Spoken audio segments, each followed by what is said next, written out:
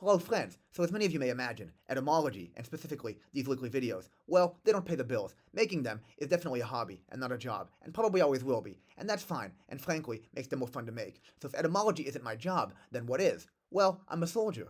And to be clear, I'm not that kind of soldier who fights for his country and is part of an army or some other branch of the military, but I am a soldier in the sense that I receive money for the work that I do. So having a job automatically makes me a soldier? Well, etymologically, yes.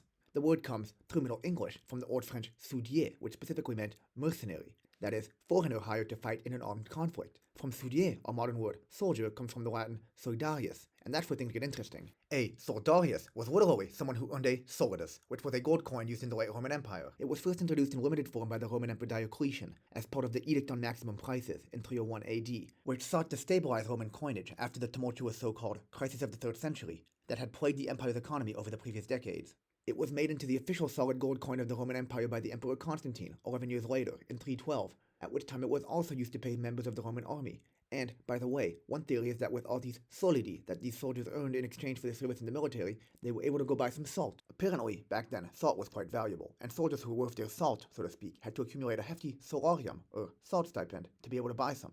And according to this theory, our modern word salary is derived from that Latin word, although scholars disagree on how accurate this origin story really is. Anyway, regardless of how they chose to spend their solidi, these employees in the service of the Roman military gradually became associated with this new coin that they received as pay, and a new word was formed, the soldarius, the ancestor of our modern word, soldier. And it's not just English-speaking armed service members who were connected to this Latin word. Spanish, Portuguese, French, Danish, Russian, and German soldiers, among many others, are also called by a word descended from the ancient Roman coin. Also, for those of you who know Spanish, you may recognize the noun sueldo, which is also a derivative of that same Latin word, and was also originally meant to denote only the wages earned by members of the military, but nowadays refers generally to wages earned by workers in all professions. So anyway, I promise this isn't a case of stolen valor. I am a soldier, in the etymological sense at least, and of course, if you're also employed and working for pay, then you all are too. That's right, an army of wage earners, soldiering along, earning our pay, one gold coin at a time.